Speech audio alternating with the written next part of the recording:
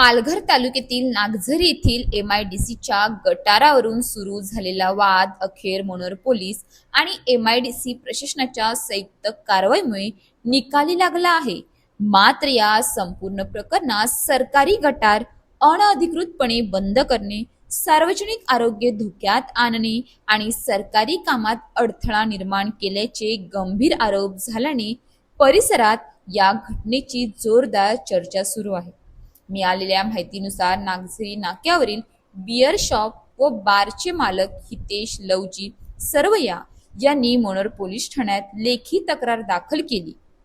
त्यांच्या तक्रारीनुसार बोईसर जिल्हा रोड लगत एमआयडीसीने बांधलेल्या पक्क्या आरसीसी गटारामध्ये प्रागजी सरवया यांनी कोणतीही अधिकृत परवानगी न घेता आरएमसी कॉन्क्रीट टाकून गटार बंद केले। त्यामुळे सांडपाण्याचा नैसर्गिक प्रवाह पूर्णपणे अडल्याचा आरोप करण्यात आला आहे।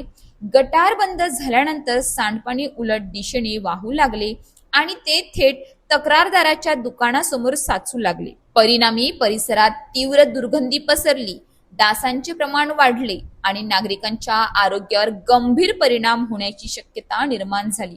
स्थानिकांच्या म्हणण्यानुसार ही समस्या दिवसेंदिवस गंभीर होत होती।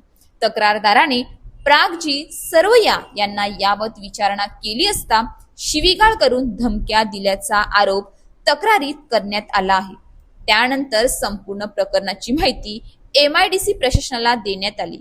परिस्थितीचे गांभीर्य लक्षात घेत प्रशासनाने तातडीने जेसीबी पाठवून गटार पूर्ववत करण्याचा प्रयत्न केला।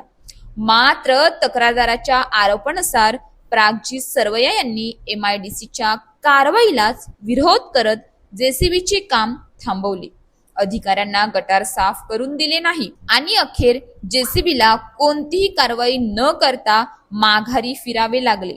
त्यामुळे सार्वजनिक समस्या आणखीनच बिकट झाली।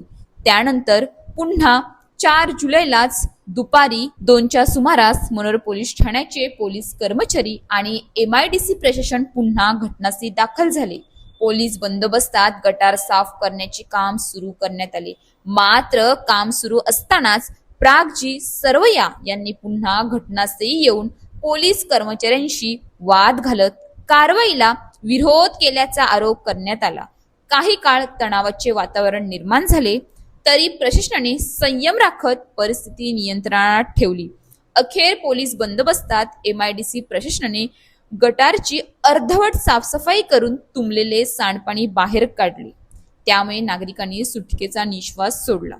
या घटनेनंतर सरकारी मालमत्तेत अनधिकृत हस्तक्षेप, सार्वजनिक आरोग्याशी खेळ आणि सरकारी कामात अडथळा आणण्याच्या आरोपांवर संबंधित विरुद्ध कायदेशीर कारवाई होणार का याकडे सर्वांचे लक्ष लागले आहे। स्थानिक नागरिकांनीही अशा प्रकरणांना आळा घालण्यासाठी कठोर कारवाईची मागणी केली आहे। सरकारी गटार स्वतःच्या मालकीचे समजून बंद करणाऱ्यांनी लक्षात ठेवावे, पाण्याचा मार्ग अडवला तर तो कधीतरी मोकळा होतोच, पण कायद्याचा मार्ग अडवण्याचा प्रयत्न केला तर तो थेट कारवाईपर्यंत पोहोचतो। अशाच ताज्या बातम्यांसाठी आमच्या न्यूज पोलीस रिपोर्टर चॅनलला लगेच सबस्क्राईब करा आणि बेल आयकॉन दाबायला विसरू नका।